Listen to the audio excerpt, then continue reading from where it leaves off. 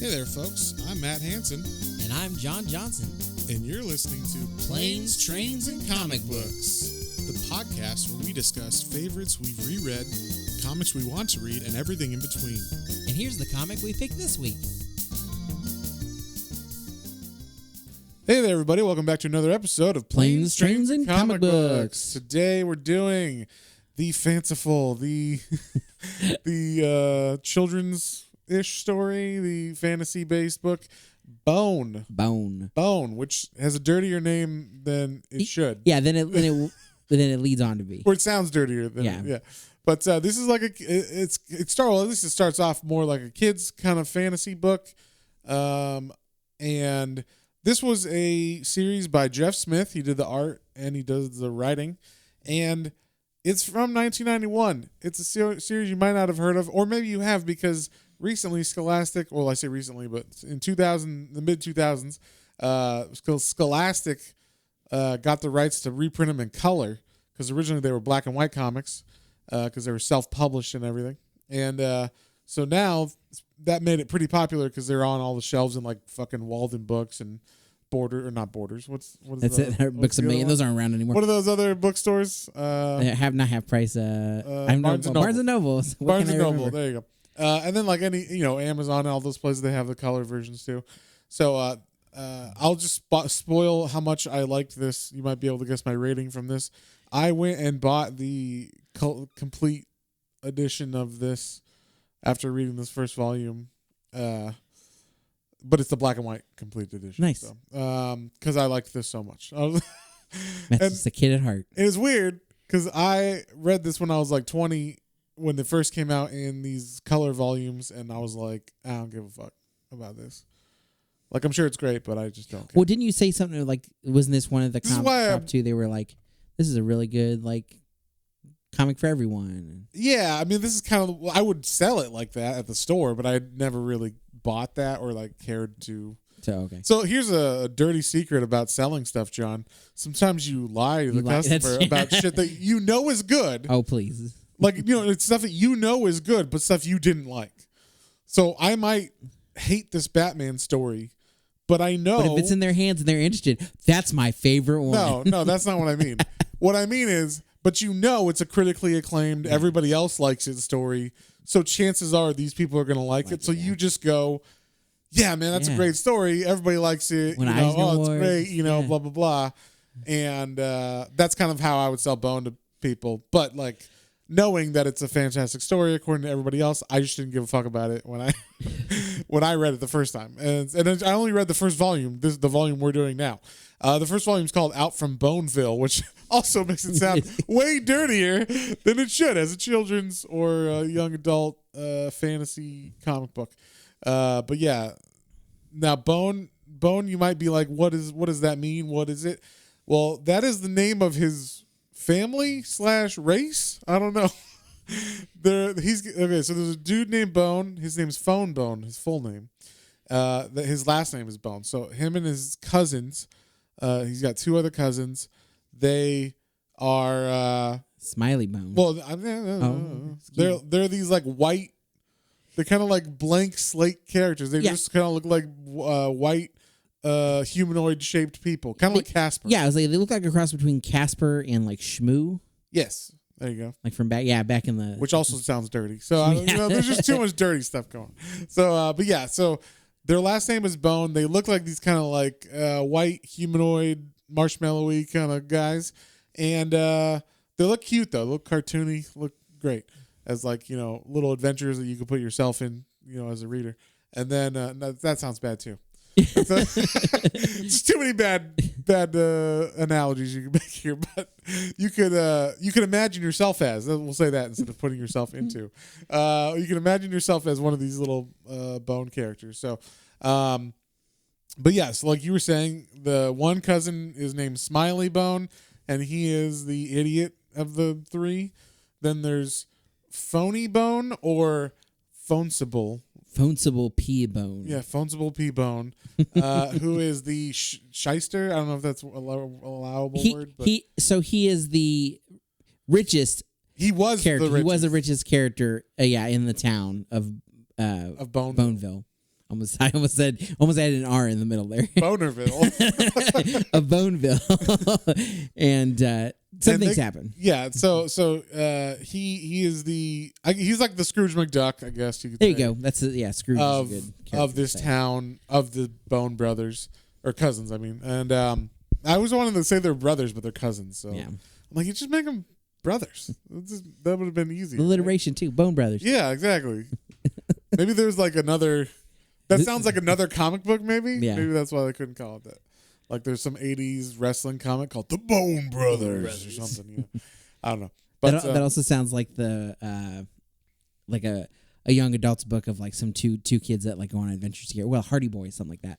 Yes, the Hardy Boys. But there's 3 of them. So. Yeah. The Hardy Cousins. The Hardy Let's start our own book series called The Hardy Cousins. I like it. Yeah. But anyway, so the book starts out pretty much the Bone cousins they're in the middle of the desert. They're dying of thirst. They've been walking in the desert for, I don't know, a month or some shit like that, a long time. Yeah. And they apparently, we find out through their like yapping back and forth, yelling at each other, that the good cousins, which is Phone Bone, the main character, and Smiley, have helped Phony Bone escape from being like tarred and feathered and murdered by the town. Basically, like they ran them out of town because apparently he did some shenanigans where they don't really get into what he did, but like from the other, he has like a bunch of schemes that he comes up with that he says later on that you kind of understand why they would run him out of town. I think eventually they do. Eventually, Phone says, but yeah, but like originally you're like, I don't know what he did, but he did something to the townsfolk so bad that they ran him out of town and he lost all his money. So, you know, they're wandering in the desert and they're looking at maps and shit and they're like, I don't know where we're at. And they're like, I think we're off the fucking map. Yeah, we're off the map. The map that we bought in Boneville. Phoneville. And the map that they bought in Boneville does not have this desert on it anymore. And so then they're like looking on the ground for like, you know, some way to figure out, you know, how to find out where they're at. How to get out of where they are. Yeah, how to get out of where they are. Then they find this map that has like some mountains and stuff, and it's like, oh, this way, and they're like, oh, I guess it looks all beaten up and shit. Like it's just a random. It looks like a child drew it. They kind of say too, like there's no real. Smiley finds it specifically. Yeah, Smiley finds it. So they kind of follow it, and it does lead them to mountains.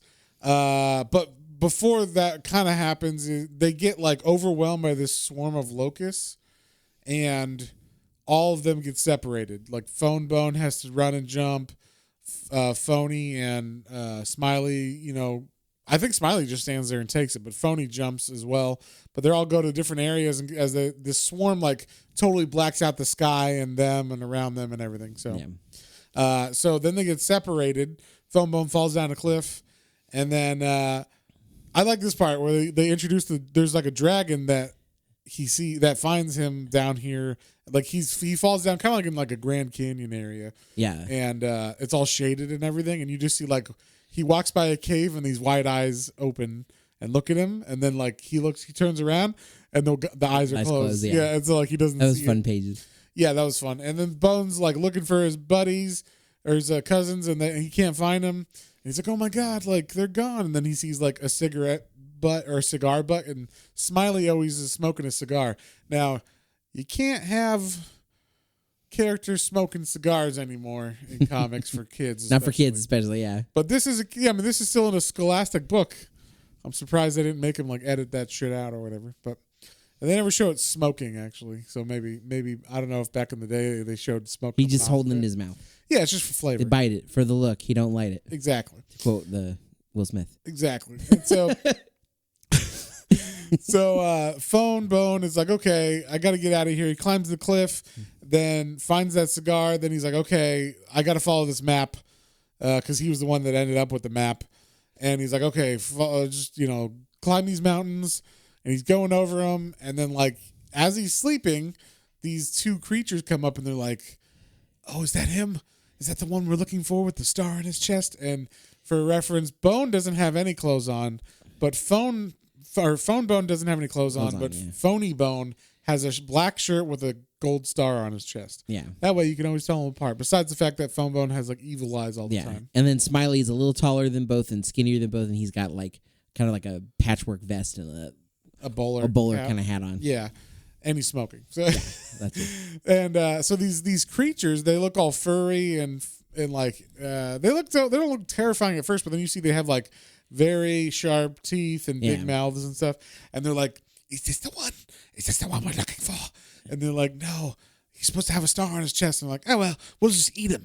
We'll eat him anyway. And then like all of a sudden, someone says, who's gonna be your supper? And they're like, go away, we're not talking to you. And then he like comes into their light, and it's the dragon from before, and it seems like this dragon's now like following Phone Bone, like protecting him from these creatures. We don't know who they are. And then Bone wakes up, and he's like, where am I? What happened? And he like hears people talking. He's like, Smiley, is that you? And he lights a match, and he sees the dragon, and then the match goes out, and then he relights it, and the dragon's gone again. Yeah. So he's like, what, was that like a dream, or like what the fuck happened? He's like, man, I gotta quit going to sleep on an empty stomach. So then he keeps walking through the mountain pass, and eventually he gets to this giant lush, like it's kind of like Land Before Time. That's exactly what I was thinking. It's like, oh, it's the Great River Valley. Yeah, there you go. Star leaf or whatever. I do want to say because before those creatures appeared, and they don't really say what they are. They just you just see them, and I thought they looked like Mothman creatures. Like if Matt wasn't as familiar with the. I was like, who? What the fuck are you talking? Because they have these big red eyes. They look like they have some kind of antennas on their head, and then I always thought those were horns, but they might be horns. I guess maybe they're horns, and then they're big and furry. I just thought they were like Mothman, either without the wings or the wings weren't open yet or something. We find out they're a little something different later. Yeah, but like there's just kind of the look and feel that I got from them. They're just cool looking though. Yeah, very creepy. Yeah, I like how they look. They can look cute because they have big eyes and stuff, but then they open their mouths and and they have with all the teeth. They have like hamster feet with the like, little nails and claws and stuff. So yeah, Phone Bone eventually goes down this valley because he's like, oh cool, like there's water here. I'm so fucking thirsty, and he's going to get water, and then he runs into the first person that he meets in this valley is like this little tiny leaf bug, and he's like, and the leaf bug's like, hi, I'm Ted. I'm a bug. Like, and he's like, wait, you look more like a leaf. And then Ted's like, what'd you call me? Call me a leaf? Yeah, I'm not a leaf. I'm going to get my big brother here to beat you up. And he's like, haha, you're your big brother. Now, for reference, Bone is maybe like 3 feet tall, and Ted is like an inch tall. So he's like, your big brother, huh? I'm sure he's gigantic. And then he's like, oh, big brother. And then the big brother comes, and he's like this giant leaf bug, basically, like it's like 5 feet tall, and he's like, you pick it on Ted? Yeah, like, no. Is this guy bothering you, Ted? Oh, it's just a misunderstanding, I'm sorry. So like, I really like this scene. It was really funny. Yeah, I like, it's a fun character kind of thing. Like, I don't know. And then so Ted's like, oh, I'll help you, like, I'll take you to someone who might know what's going on, since he's like, hey, have you seen my brothers? Have you seen anyone who looks like me? He's like, oh, well, was it Thorn might know something about that, and he's like, "Who's Thorn?" He's like, "Oh, she's just this girl I know. Why don't you come with me, and I'll show you where she is." So they're going to get Thorn, and then like these creatures, the creatures that attacked him in the night before, that was the dragon ran off. They're sleeping in some bush, and they're like, "Oh my god, look, it's that phone, it's that thing that we're supposed to find." And like, I love their dialogue. One of them wakes up, he's like, "Comrade, we are about to feast. Quick, get your fat carcass behind the bush and get ready." Like, and then one of them was like, "Ooh, we should make a quiche with them." And like, and it's like, quiche? What the fuck are you talking about? Just the way they talk, it's fun. Their little banter. Yeah, and then the other one's like, "Wait a minute, did you call me fat?" Yeah, it's just good stuff all around, I think. But the rat creatures are funny, but they're also terrifying at times. And they coax Bone to go behind the bush with them, and then Ted leaves them. He's like, "Well, you're on your own, buddy, if you're not going to follow me." So Ted leaves, and then these rat creatures, we find out is what they're called. They're like going to eat him, and then he's like, "You know what? Do you mind if I come back and do something else? And they're like, oh yeah, I guess. And he like runs away, and they're like, God damn it, he outsmarted us again. Like, and so yeah, like he gets away from them, finds water finally. Then this was like super funny. I thought he like, so it's perfectly spring in this valley, and then he's like, he drinks a bunch of water. He goes to sit down. He's like, man, I gotta figure out what to do before we get trapped when the winter comes in this place. Yeah, because Ted said that when winter comes, she comes quick. Yeah, and it'll like block the whole mountain pass and everything, so you're gonna be stuck in this valley. And he's like, man, I gotta get out of here. This forest is too weird. And then like he hears a rumble, and then all of a sudden like a blanket of snow literally falls. Yeah, literally a just like gigantic blanket like disc of snow. Yeah, and covers the whole floor of the valley or whatever. So then he's in the winter. That's like the first issue basically is that. And then I thought this was funny. Basically, the second issue is him having survived the winter so far in this valley. He's just kind of given up on finding Thorn or Ted. He hasn't seen Ted the whole time he's been out.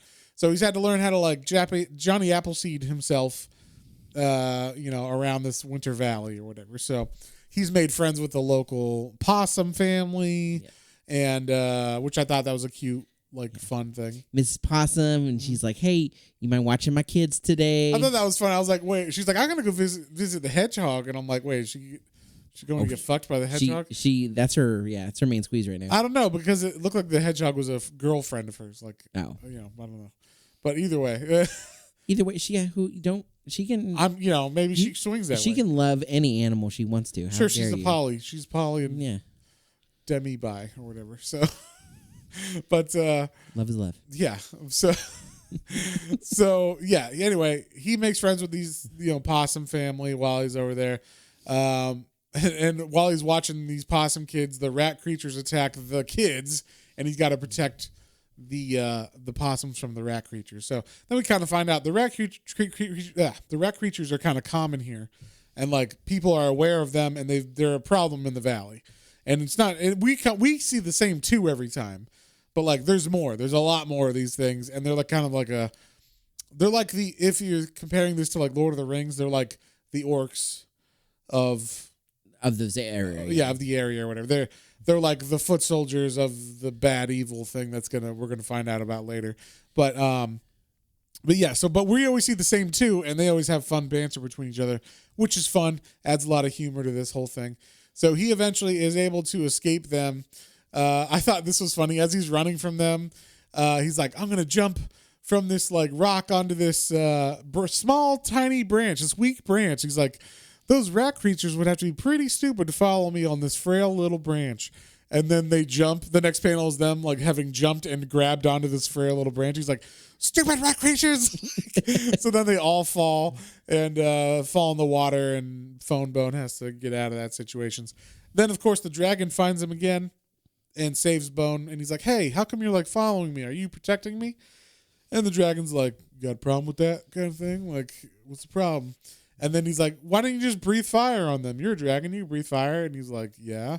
He's like, and then he like blows fire onto Bone, which I thought was funny. Like, he just is like a surly dragon. Yeah, I liked his comment because he was like, would never play an ace like when you have a 2 will do. Yeah. Like, just being a big scary dragon's good enough. I don't need to fire. Light them on fire or tear their bodies apart. I did like the dragon's design. Like, he's like a kind of like a dinosaur. He looks like a stegosaurus without the plates. He reminded me of like a cross between like the Reluctant Dragon from Disney. I don't know if you're familiar with that one.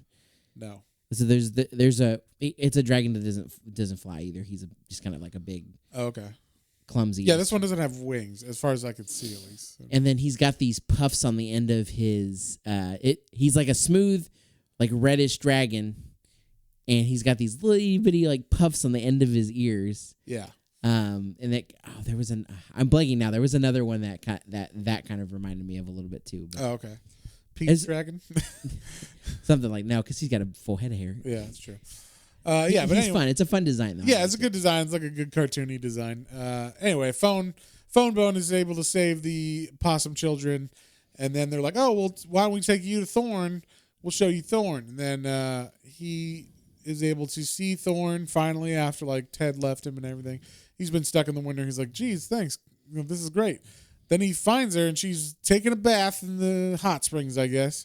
And this was kind of funny. Like, I don't know the relationship between it because they kind of make it seem like he falls in love with her fairly quick, like romantically, but then at the same time, it's kind of like platonic a little bit as well because she's just like, you're a great friend. He's definitely at least on her. Yeah, at least on her. Phone Bone is definitely in the friend zone. Because when it shows him, like he starts getting little hearts around him, so it's definitely like right. But I don't know if it's like it's romantic love, but not like puppy love is how. There we go. Puppy love. Yeah, it's like innocent crush. Yeah, not exactly. Like, yeah, not like I want to bang you, Rose. Bone doesn't want to bone her. Or Thorn. Her name is Thorn. Yeah. Her grandma's name is Rose, who's later on. So we meet her as well. But I like the grandma. Yeah. I thought you would too, because you like old people. So but yeah, so he like sees her and she's about to take a bath and he kind of like falls out of the wood. She's like, oh, don't worry, little animal. Like I won't hurt you. And then like finds out, oh, he can talk to her and everything. But after this, she like takes him to her house and she's like, well, we have to ask grandma if you can like be here because like she doesn't want me to have any like pets or anything. And so I thought that was funny that she like grandma's like, nah, you can't have any pets or whatever. So but yeah, like they meet, they shake hands, and then there's like a weird, they touch hands, and when they touch hands it's like zing, like there's some kind of spark between them. Yeah, and the zing thing, that's kind of like that's said in a lot of other like. But I don't know if that means. I don't know if that means like romance or if it means like some higher purpose that's going to be revealed. Well, like it's later on, like you said with the hearts, I think it's like because they go out of their way to show hearts as well. Yeah, I think it's and it's just on his side that they're showing the hearts. So I think it's just like we said, like that innocent like puppy love, kind of like love at first sight, kind of like, oh, she's just sweet. And he probably hasn't anything like that before, and he's just like, infatuated, overwhelmed with how just sweet and like nice she is to him. Yeah.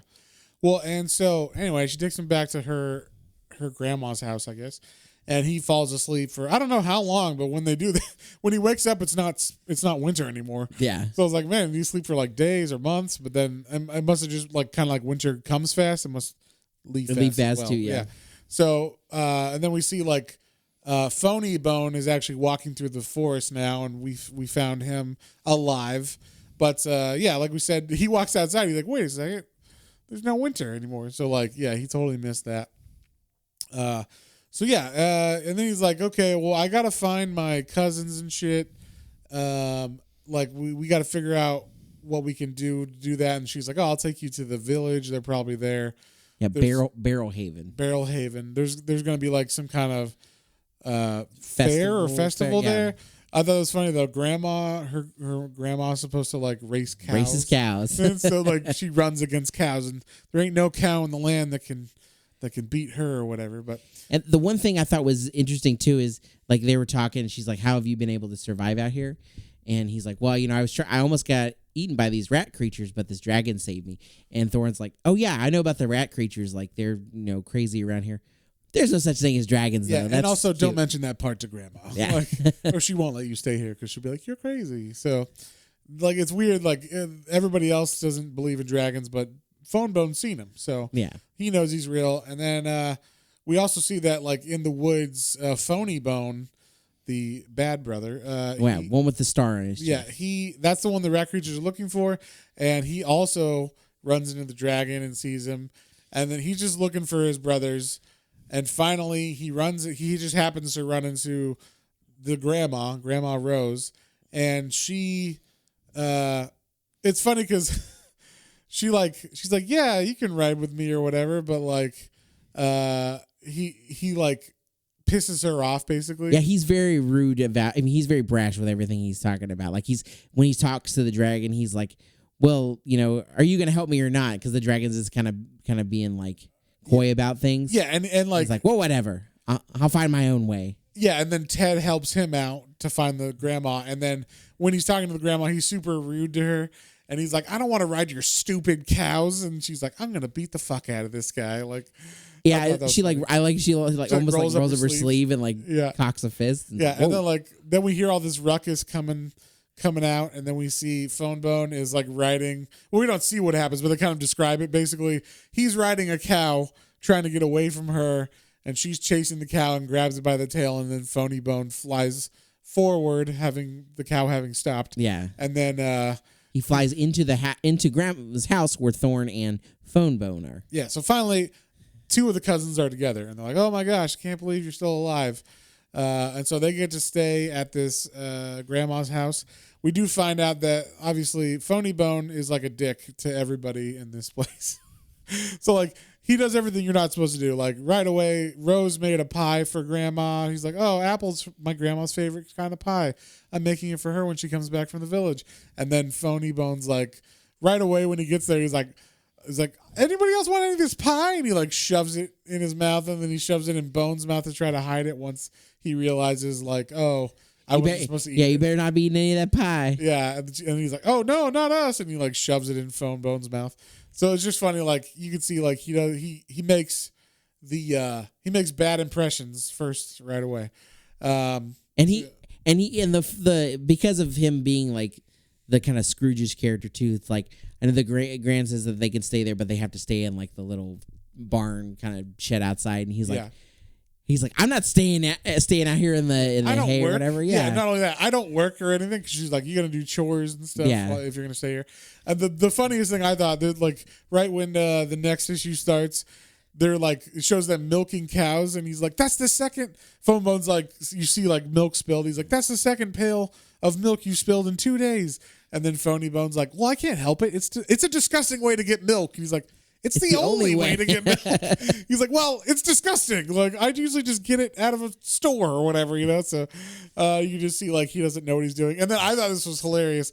He's like, man, I'm so broke. All I have is this a couple stack of $1,000 or whatever. And he, like, pulls a wad of, like, thousands of dollars out of his pocket. He's like, but that's just to make me feel comfortable. Like, he's like, you have... He reminded me of, like...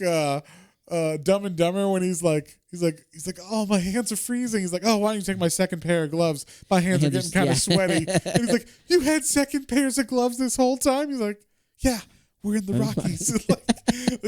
That just reminded me of that because he's like, we're so broke. He's like, well, yeah, except this wad of bills I have in my pocket. I mean, just to make me feel comfortable wherever I go. Like, yeah. So yeah, I just thought that was funny. But so anyway. The grandma is always pissed at, the Phony Bone, but, she gets annoyed at both of them kind of. Although Phone Bone is trying to, like, smooth everything over every time Phony ruins stuff. So, basically, like, Phone Bone is, like, now, having a more relationship with Thorn, just, like, hanging out with her more often. He is definitely in the friend zone by this issue. And because she even says, like, you're such a great friend as she, like, takes a bath with him. I thought that was funny. Yeah. I know. I didn't know where that was looking like. They go back down to the I guess, the hot springs or river. Yeah, I thought this was kind of risque for, like, a kid's comic. But, like... And she, like, just drops her frock and... Yeah, she's like, he's like, you don't have any clothes on. And she's like, but you never wear clothes, Phone Bone. I was like, oh, yeah, I guess, sure, like, he is naked or whatever all the time. But it's weird. I don't know, because she wears clothes, so it's weird that they would like that he would be there with her, and then she's like, "Why don't you come take a bath with me?" And like, careful with the soap, and you're like, "Wait, what does that mean?" But then like apparently he was like eating it. He's like, "You just ate the whole bar." Yeah, yeah. So it was a little weird. I like you said. That's why I think it was like sweet, like innocent love, right? It's like just infatuated. It's definitely us putting bad incantations in his book or whatever, or. Yeah, it's just like, it's just funny. Anyway, Phony Bone, while Phone Bone is getting a bath with Thorn, Phony Bone goes out on his own to try to find this town. He hears about like the race that's gonna happen and stuff, and that they're gonna have like a festival. So he's like, I gotta find this town. I think money can be made over there or whatever. So as he's looking through the woods, he stumbles upon the rat creatures. Like their den, and then we see that like he actually hears the king guy talk to them, like the king rat, and it's like this giant rat creature, and that's where you see like that the two that we have been following, the two that were trying to get Phone Bone before, they're like they kind of remind me of in Venture Brothers when the like the two characters. What are the yellow shirt guys? Or Oh yeah, I don't remember their names, but like 17 and 19 or whatever. They're just numbers. Numbers, yeah. And they're always arguing. One's fat, one's skinny, and they're idiots, but like they're the henchmen or whatever. So yeah, it's like that Rosencrantz and Guildenstern. Yes, yeah, like that. Like that. That's one of the oldest ones. One-upping me with your high knowledge of. No, I was trying to remember the name. Oh, that's like Pygmalion, isn't it? Okay, whatever. Flotsam and Jetsam. Yeah. Is that better? Whatever, Shakespeare. Right. Bert and Ernie. Anyway, hey, I can't see over there. Is that Bill Shakespeare? Anyway, so we see like these two are the idiots. King Doc.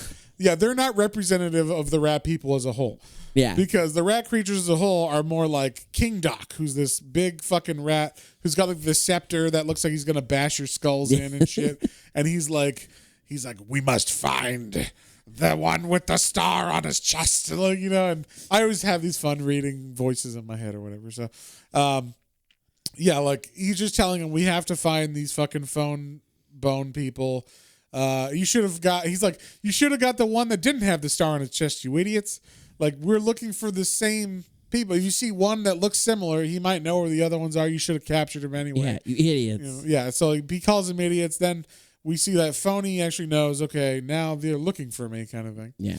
And then as we find out there's like a plan that King Doc had for this night. And what that is, they're going to attack like the whole valley. Well, it's not King Doc's plan. Well, yeah. King Doc's like, come with me to those two, and they gather. He's like, there's a gathering tonight. And like, there's like thousands of these rat creatures that like gather in like the deep depths of the valley. Yeah, and they all have like torches, so it's a great shot of like the valley, and you just see all these torch lights marching in like a row from all directions. You see how many rat creatures there are, and then we see there's like an Emperor Palpatine dude. Yeah, some kind of hooded robe figure sitting on like some kind of like weird kind of like pointy throne. Yeah, and he's like, he's got a big scythe. You should have gotten it. And they're like, well, he had a red dragon with him. He's like, red dragon. These are grave tidings indeed. And like, like basically this is the Emperor Palpatine of, this story. He's the guy behind everything. And he's like, we must attack and we must get these, we must get the old cow woman and the bone creatures. If he will take 2 battalions. One will attack from this, and go get the grandmothers. And the second one will go and find the one with the star. Yeah. So like, they send an attack, and this is like a big thousands of these fucking rat creatures skittering through the forest. And then we see like we have a flashback, and it's actually we think it might be Thorn as a child, but it's actually Rose as a child, where like the rat creature. We see how long the rat creatures have been a problem, but the rat creatures are attacking, and then we wake up and it's Thorn's vision that she's having or whatever, like a nightmare. But she's having a vision of like these rats attacking from way back in the past. And so, basically they've surrounded the house now, and Grandma doesn't seem worried at all. Nope. She's like, I lit the lights so they wouldn't think we were asleep and they won't attack with the lights on. And don't worry, I'll get them. Like, you guys just run when I tell you. And so she like bursts through the door with her hands, and we see this grandma's got super strength for a grandma. She got like Popeye arms is the way I kind of looked at it. Yeah. She like bursts through a wood door and grabs the two in the front. Then like Thorn and Phone Bone run into the forest, but they don't realize that there's thousands of these things waiting for them, and they actually get like surrounded. And then lucky for them, I believe the dragon comes. Yeah, right as that things are getting they're surrounded and like things look the worst. Who shows up? The dragon shows up and saves them. And then we cut to Phony Bone having walked all night through the forest after seeing the King Doc rat creature ask about him. He's all like in hiding now. So he gets to this bar in this little town, and he's like, bartender, where's my beer? And then who delivers the beer but Smiley Bone? He's like, well, that'll be $1 or whatever. Like like I just imagine him giving bar advice or whatever to all these guys. He's been working there the whole time, happy as a clam, sitting in this bar, eating food and stuff. Everybody else has been starving or whatever. So Phony's kind of the idiot in this. So but it was fun, and he basically we find out he's been working at this bar because he didn't have any money and he had to pay off like his tab and everything. And then, they start talking about coming up with a scheme to rig the cow race with the grandma. And that's where you start to see a little more of like, oh, Phony's definitely that. Like we're starting to get an idea of like what he's been doing as far as that could be pissing people off and maybe make him get run out of town or stuff. Like he's like, let's run a scheme where we can make a whole bunch of money. Let's do some weird stuff behind the scenes. Yeah, and we find out that his money is like useless. Like he pulls out his wad of $1,000 and then. Or thousands of dollars, and the guy's like, "What the fuck is this paper?" And he's like, "I want 2 eggs and a gallon of milk or whatever." It's like, "Oh, they have a barter system." Yeah, that was fun. Smiley's like, "Oh yeah, they have a barter system. I didn't tell you that." Yeah, your money's no good. Your money is worthless. He's like, "God damn it!" So like now he's like, "I don't care. Well, we'll bet 2 chickens then or whatever." You know, like he's like, "Oh, well, I'll get rich on their whatever they use for money." So now they're coming up with a scheme to like rig the race for the next day or whatever it's supposed to be the next week. And then, like we said, the dragon shows up and saves Phone, Bone, and Thorn. And then I did like, so there's all of those rat creatures around, and the dragon shows up, and like there's one rat that's kind of standing up to him. He's like, "Don't you know that you're surrounded anyway, dragon? Like, what are you gonna do?" And he's like, "Oh yeah, what are you gonna do?" He's like, "All right, guys, we're gonna attack him." And then one rat turns around, and all the other rats have disappeared. They're gone. They ran away. Look, see ya. And so they ran away. So then this other one does too. So the red dragon saves them, takes them back to the cabin. The cabin's on fire. They're like, "Oh my gosh!" And then when they get there, the grandma just comes out and like kicks the door down and is like, "I'm fine." And she's got like a bandage on her head, and she's like, "Don't worry, I was okay." And then she's like, "Hello, dragon," and he's like, "Wait, how'd you know this dragon?" And then the dragon says, "Hello, Rose. It's been a while." And they just stare at each other and they're like, "Yep." And then like they go away. And so well, the grandma says that one thing too. She says, "Oh, I fought the rats back in the what did she say, like the war, back in the Great Rat War or something?" Yeah, something like that. So she knows how to kill them or take them on or whatever. So and then they pack up and head to town for the cow races. Like nothing happens. Yep, like nothing happens. It's normal that rats come. And then this is, of course, where we get the uniting of the Bone Brothers. But before that happens, we see Phony is now having to wash cups for this bar because he drank too much beer the first night he was there or whatever and has to pay off it that back. debt. Got to pay it back. And so then we see, this is like the creepiest thing in this book. It was a fun ending. Very ominous. As he's washing the dishes, there's like a window and he's not really paying attention, but through the window we see like this Grim Reaper looking dude, but it's that Emperor Palpatine guy. And he's like, "Fonsible P-Bone, at last I have found you." And like, he's like, "Wait, how do you know who I am?" And he's like, "You should be grateful indeed that your friends interfered on your behalf last night, for I am forced to use much more subtle methods of contacting you." And then we find out basically that this guy is like after his soul. Like somehow, we don't know how. And I'm kind of assuming this is how he survived the whole winter by himself or whatever. Yeah. But because he just appears in the springtime walking through the forest. So like the whole winter, where the fuck was he? I'm thinking he did something. He made some kind of deal. He made some kind of deal or something with this guy. We don't really know. So, but the guy goes away right after he says, "Your soul." And then Phony Bone or the Smiley Bone. Like, who are you talking to back here? Yeah. It like scares the guy away. So then as they arrive in town, finally we see the townspeople have had to kind of guard up against the rat creatures recently because they've been like amassing in force more than normal. But they get to town and we see that like the bartender and Rose, the grandma, know each other from back in the day, and they like. He's got the hots for her, the sweets for her. Yeah. I know he pulls a flower out of his pocket. He's like, I found this morning, and he like pulls a shitty flower out of his pocket, and she's like, "Well, thank you." Oh, thank you. They're gonna have sex. Wow. The old people are gonna have sex. Wow. In this children's book. It's a kid's book. Then Smiley Bone comes out to talk to the bar owner, and he sees Phone Bone. He's like, "Oh my gosh, I was so worried about you." And they have a big, brotherly reuniting.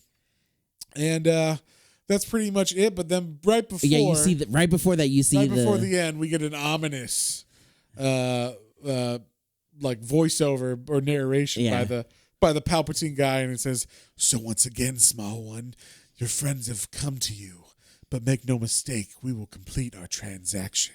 You have been spared for now, Fonsible P-Bone." So obviously, he did something with this guy. He sold his soul or ripped him off, did some Scrooge McDuck did some kind of some shit. I don't know. It would be funny if he just like ripped off a bunch of money or something from him, and he's like, "You owe me $10 or some shit, but you owe me 4 cows." I'll gladly pay you Tuesday with my soul for. Yes, exactly, for a donut. Yeah. Yes. So yeah, that's pretty much it. This is like the first volume. I thought it set this up pretty good, like as a fun little adventure. It gives you a lot of like cliffhangers that you're like, "Ooh, I wonder what's going on with that. I wonder what's going on there." And then also, I don't know if it's just I'm older, but this book made me laugh out loud a bunch. Like this reading it. When I was younger, I read this when I was 20, and I was like, I don't give a fuck about this little cartoony phone bone or whatever. You know, like who gives a fuck about this book? Not that it was bad. I was just like, yeah, I don't care about it. But I don't know. Maybe I'm softer in my old age or something. I haven't listened to Metallica long enough, or like in as much years. anymore. Yeah, as much. So like I don't know. It got me in the funnies a lot more so in this one. I laughed out loud a bunch on this. So, and I liked the art a lot in it too. I was like, oh, the art is very good. The coloring is so good on this color version. I'm sure the black and white looks fine too. But like just it having the new color on it looks like all fancy and everything. Yeah. So. But you got anything else you want to talk about? In particular, I think I will say I didn't the only character that I really liked was Phone Bone specifically, like that definitely, and he's I guess the main character, so you get that. Phony Bone was okay, like I didn't really. Yeah, I get he's. Well, I just like that he's like every time he comes up with an idea, he's like, what if we put a nuclear power plant and a salad bar together so we can have the salad doesn't go bad. Like it gets radiated and it stays good forever. It's like he comes up with these crazy ideas. It's like kind of like Mr. Burns or some shit where he's like going to come up with some weird idea to combine like horrible pollution with Earth Day or something and then end up killing everybody or killing all the plants for the crops that year or some shit, you know. But specifically, I really enjoy my favorite characters in this were the side characters, like Ted and his big brother. Yeah. That part did make me laugh out loud. That was very funny. Yeah. The two main rat creatures that go back and forth, like you said, like we're rats. We're just gonna either eat them raw or make a stew or something. One's like, but we can make a nice quiche. Yeah. Are you sure you don't want this quiche? Why do you keep going on about the quiche? What is a quiche? Yeah.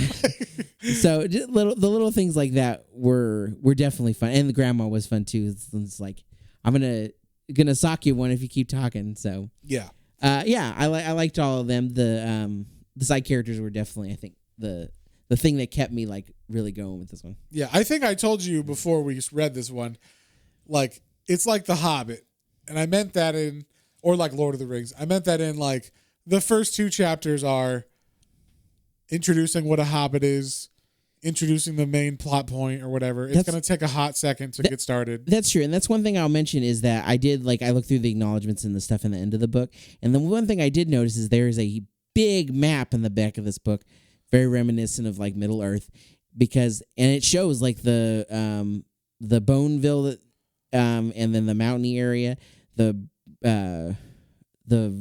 basically the little village where they're going to have the cow races and stuff. Yeah. And that is like one little piece at the very beginning of the valley. This big, like you can kind of see like how there's going to be like maybe kind of a straight line of where they're going. Yeah. But like, this is a grand scale world and things are going to happen. So I was like, okay, so there's definitely like some big things. And that's what I was trying to tell you when I said it's like Lord of the Rings or one of those where like the first, like Lord of the Rings specifically is like 7 chapters before you get to something happening. That's like, true. It's like, what's a Tom Bombadil? I don't give a fuck about Tom Bombadil. All right, let's get this thing going. But, that's true. And this, specifically with Lord of the Rings. Like the Hobbit, I feel like The Hobbit takes kind of reads really fast. That first chapter is a pretty long chapter. That's true. And if you're not a reader, it's a long chapter about hobbits and dwarves and shit I don't give a fuck about. So Why are you they only singing care, again? Yeah, you only care about these things after you've read the book, or you make it through the first chapter, and then you're like, oh, this is fun. But until they go on their adventure, it's just a bunch of talking and stuff. So this was definitely the introduction to the story and whatnot. I would say we should probably skip to the third volume if we continue reading another volume. Maybe get like a synopsis. Because I know the next one, I've read the first two. The first one is called Out of Boneville. The next one's called The Great Cow Race, and it's literally about phony scamming that town. Oh, wow. No. And all that kind of stuff. Oh. No, but it's fun. You get to learn like that stuff. But the other thing we learned, we didn't say. Oh, yeah. How he got kicked out of how the he town. got so at the beginning when they help him get out of town, it's because apparently he was the richest guy in town, but always looking to like kind of like skirt his way, like however he can find the best like deal on things, the to best like, cheapest way. Yeah, kind of like you said, to be the Scrooge in a way. So like there was like a big thing. He was gonna run for mayor. Yeah, it was like, here I'm gonna have like my mayoral inaugural speech or whatever. I'm gonna go to this area where there's like a river and a statue of the original the original Bone founder. Yeah, who's the relation to Phony Bone and all the Bone cousins. But then he puts like a 50-foot inflatable balloon of himself tied to it. And he does a bunch of party stuff and makes it a big thing. And then he buys prune tarts for everyone in the town. It's like, oh, I got these great desserts or whatever. But they specifically say he got him at a really great deal, like a half deal from like a half off or whatever. And then the balloon goes crazy and starts like moving towards the people, and it pushes them all into the river. And then they're like, well, that wasn't the real bad part. The real bad part was when the prunes kicked in. Yeah, then, yeah. when the prune tarts kicked in. Because I assume because they were half off and they're prunes. Probably spoiled. So, and, they're spoiled prunes. And prunes, so. So basically everybody shit themselves in the river. And then, it was fun. It's like the Ice Town from Parks and Rec. Yes, exactly. So, that's what happened. And then they ran him out of town, and his brothers just helped him get out of town. Cousins. I'm sorry, his cousins. I know it's we keep wanting to say the Bone Brothers because it just falls off the tongue. Yeah, it's alliteration, But anyway, so what would you give this one, John? So, just as this one, I know, it might be a more epic series that we rate higher, but just this volume. And then we kind of talked about this going into after we first read it. Is like, so once I get into something, I definitely get into it. But this one, I was kind of like, okay, like I mean, it's cool. I want to see where some of it goes. Like, I'm definitely interested. But like the things that kept me like, oh, that's cool, were like side characters and stuff. Like, didn't really care as much. The only one I cared about was Bone, because I like the puppy love relationship and him getting the most of the story going as far as like meeting the characters. So he's definitely the main character. Yeah, so. Obviously going forward we see that. Yeah, but like overall, I think overall I would probably give it a 6. Like it's a solid start, and I definitely, like I said, I kind of want to see where some of the story goes. I want to know more about the rat people for sure. Yeah. So yeah. Cool. Well, I'll give this one a 7. I like specifically this one because it, like I said, it is a slow starter. But I did, having read it now, having already read it before, I got a lot more out of it, I thought, than the first time I read it. Like, I was like, oh, this was funny. And, like, maybe I just didn't read it slow enough before either, like, sit with the jokes or sit with stuff. But when I read it this time, I was like, that's a good one. Like, I don't know, something about it. Maybe, like I said, I'm more chill or some shit. And then the art's fantastic. And then also, I give it props. It is a fucking, 11-time Eisner Award winning book or whatever. And like Harvey Award winner. This and self-published. It's a self-published black and white. This dude just putting it out every. I think it was like bi-monthly or something, like every other month or something. So you could keep on that schedule for like 20 years. It came out in 1991. I think it ended in like. Yeah, I saw the main run has like 55 issues. Yeah, so it was a long time that he was putting this thing out, and so. I give it to him for that. It's fucking awesome for that reason too. So I'm hoping maybe like in a couple of months we'll read another volume later on, and that way we can kind of make up and we'll see. Oh, maybe the story is fucking awesome now, and it is more like The Hobbit or whatever. I'm down. So the more adventure that happens, and we don't want to skip too far ahead, obviously. But I would say if we skip the cow race one, then you get to Yeah, I'm sure. Like the third you find a volume. synopsis of the The cover. third volume is called The Eyes of the Storm, so I'm assuming that's like where shit starts to happen. Yeah. So, but yeah, so you give it a 6, I give it a 7. Next week we are going to read. We're going to dip our toe across the pond. Actually, I don't even know if it's across the pond. So we were trying to find some British comics to read, some European stuff. I know we read Black Sad. That's a French comic. So now we're like, okay, let's read some British comics. And of course, you're going to go to Judge Dredd. And I was trying to find like volumes you can buy, and I can't fucking find any like digital volumes you can buy on Comixology or anything. It's not out there as far as the original progs, like the 2080 prog stuff. Now, 2080 does have an app, but it doesn't work on my Kindle. So for some reason, it won't work on that, and I can't get it to work. You know, I have an account. I bought Judge Dredd stuff on it, but it won't work on my Kindle. So with that said, we had to pick the IDW first volume of Judge Dredd. And it doesn't even have a name of what it is. It just says Judge Dredd 1 through 4. Volume 1. I think what it is it's reprints of the best stories or the most loved stories of Judge Dredd. So I think we're in the clear here as far as what we're reading. We'll find out. Yeah, we'll get more of the background on it. But also we'll find out if it sucks or something, or it doesn't look anything like. We'll find out if he's the law. Yeah, is it the Stallone Judge Dredd or is it the Carl Urban? The Carl Urban one. Yeah. So is it Urban or Urban? I think it's Urban. I call him Urban. He's very urban. Yes. So yeah, obviously, if you don't know Judge Dredd, check out the movie Dredd from 2012. Yeah, it's fucking awesome. The movie Dredd from 2012 is one of the best comic. And if you like bad movies, go watch the old Judge Dredd from the 90s with Stallone. It's terrible. And Sandra Bullock. And Rob Schneider. And so yeah. Anyway, so we're gonna read that one. We're gonna see if we are the law or whatnot. So, so see what this character is about. Now I've read a little bit of it, but John, have you read any Judge Dredd? I have never read any Judge Dredd. The only thing I know other than the movies is I saw a little short animated thing a while back. It was Judge Dredd, Judge Death, I think. Okay. And Terminator. I'll have to find it. Okay. It was a fun little. I don't think I've seen that one. So, yeah. Anyway, hopefully that one's good. Anyway, if you guys want to read along, check it out on Comixology, or you probably find it. It's volume 1 of the IDW one if you want to buy it and trade. But yeah, if read along and hear what we thought about it, or just let us spoil it the fuck out of it for you. So, yeah. On that note, if you guys have any comments, questions, or suggestions, you can email us at Planes, Trains, and Comic Books, all one word, at gmail.com. And don't forget about our Twitter, Instagram, and YouTube channel for exclusive content. We got a lot of fun stuff coming down the pipeline still. And don't forget to rate us on iTunes, 5 stars. If you like it, 5 stars. If please do that. Cool people. If you would, and you like watching YouTube stuff, we do put every podcast on YouTube.